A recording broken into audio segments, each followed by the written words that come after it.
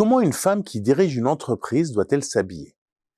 Même si on ne compte qu'une seule femme à la tête d'une entreprise du CAC 40, l'habit peut représenter une clé de lecture très intéressante pour comprendre leur intégration sinueuse dans les instances de direction des entreprises françaises.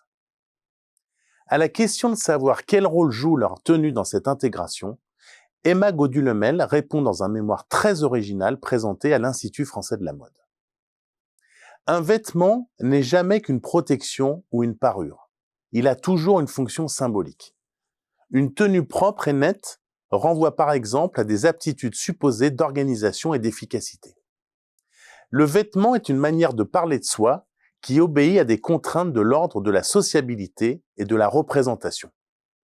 Que dire de soi avec un langage vestimentaire qui soit à la fois lisible et visible?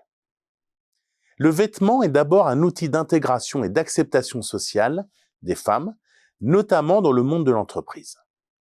Les choix vestimentaires des cadres font partie d'une véritable stratégie professionnelle. Il s'agit de se démarquer des autres tout en offrant une image respectable et sérieuse, autant à ses supérieurs qu'à ses clients. Mais cette volonté de démarcation expose les femmes qui désirent occuper des postes à haute responsabilité à un plafond de verre, c'est-à-dire, pour reprendre les termes de la sociologue Jacqueline Laufer, à l'ensemble des obstacles visibles et invisibles qui séparent les femmes du sommet des hiérarchies professionnelles et organisationnelles. N'oublions pas que l'accès au pouvoir ne dépend pas uniquement du mérite, mais de la capacité à s'insérer dans un système symbolique et des modèles managériaux masculins. Les femmes doivent donc contourner la norme culturelle d'un pouvoir masculin considéré comme légitime parce qu'il incarne et assure les finalités universelles des grandes organisations, faire circuler l'argent, appliquer le progrès technique ou faire progresser la science. À cela s'ajoute le fait que le vestiaire professionnel des dirigeants est, dès le XIXe siècle, utilisé comme outil de communication des entreprises. Cravate et chemise droite caractérisent l'expert, l'homme de confiance, qui contrôle méthodiquement ses émotions et son apparence. Le costume masculin évoque alors une esthétique bourgeoise, blanche, maîtrisée et idéalisée. Les femmes doivent slalomer en permanence entre masculinité et féminité, selon une logique de double standard. Afin de correspondre au mieux aux normes professionnelles attendues, les femmes ont recours au vestiaire masculin qu'elles articulent avec certains codes esthétiques féminins considérés comme indispensables, comme le port de la jupe, de talons ou de maquillage. Ce qui ressort de cette passionnante enquête, c'est que la tenue quotidienne de ces femmes est composée de pièces qui concilient élégance et confort.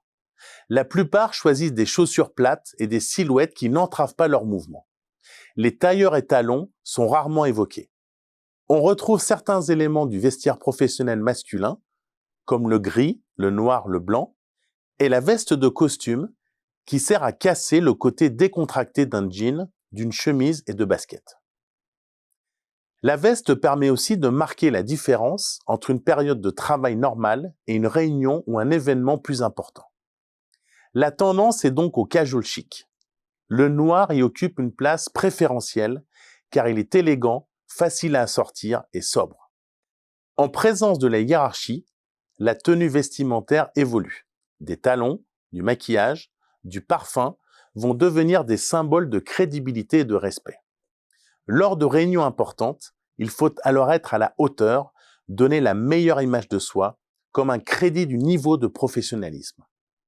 Par ailleurs, Emma Gaudu-Lemel constate que les normes vestimentaires du CAC 40 tendent à s'assouplir, notamment suite à la pandémie du Covid-19 et à l'émergence d'une mode unisexe.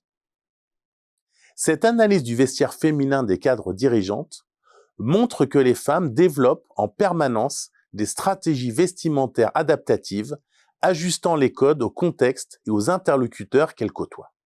Comme quoi, l'habit ne fait pas le moine, mais il permet de rentrer au monastère et d'y rester.